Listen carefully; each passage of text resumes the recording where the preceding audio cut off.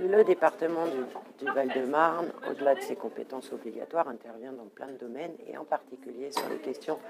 d'habitat, de logement pour tous.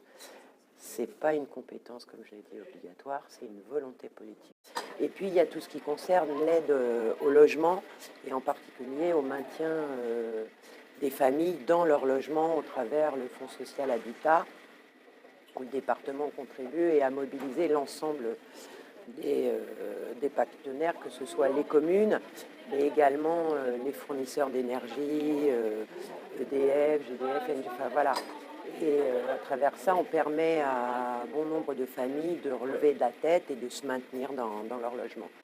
Et puis, un des points importants, c'est aussi l'Office départemental de l'habitat. Et on intervient à hauteur de plus de 13 millions pour permettre à la fois la réhabilitation et demain, quid des financements pour notre office départemental. C'est notamment ce qui fait la spécificité du département du Val-de-Marne, c'est les crèches départementales. Donc nous avons 76 crèches qui risquent de ne pas être prises par d'autres collectivités. Mais en même temps, voilà, c'est absolument nécessaire puisque nous avons un nombre important de naissances et beaucoup de femmes qui sont en recherche d'emploi ou qui travaillent, puisqu'on a 83% de femmes qui sont actives dans le département. Et donc, ce n'est pas la métropole qui récupérera non plus les crèches, puisqu'elles coûtent cher. Donc, il y a un fort risque de privatisation de ces structures, et ce qui serait absolument une catastrophe,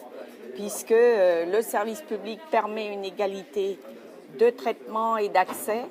à ces modes d'accueil sur la protection maternelle infantile et les centres de protection maternelle infantile,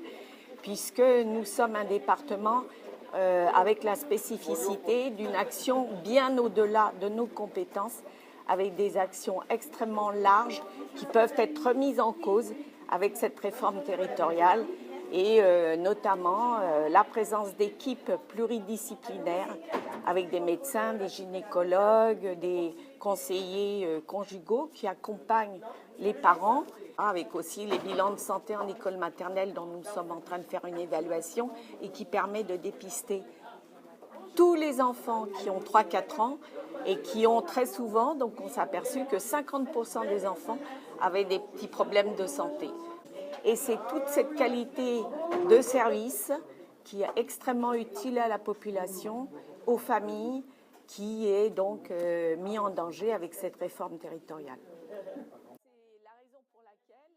ainsi que pour empêcher la disparition des autres services publics et des politiques départementales, signer massivement la carte T, voilà, qui est à votre disposition partout dans les services départementaux, mais qui est également envoyée à votre adresse personnelle.